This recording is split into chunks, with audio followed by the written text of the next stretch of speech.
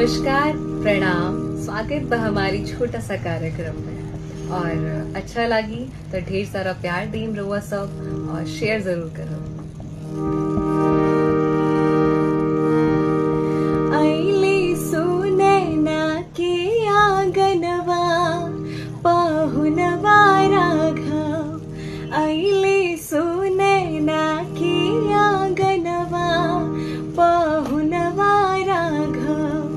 एहो पाहुनवा राघव, एहो पाहुनवा राघव, एहो पाहुनवा राघव, एहो पाहुनवा राघव।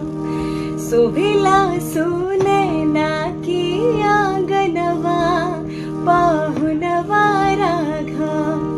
शोभिला सुनैना की आंगनवा पाहुनवा राघव। और शोभि नैना काजरकारी, मुहवा में पान की लाली। शोभि नैना काजरकारी, मुहवा में पान की लाली।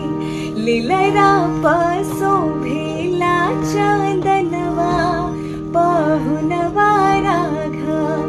लीलरा पर शोभिला चंदनवा पाहुनवा राघव। आईली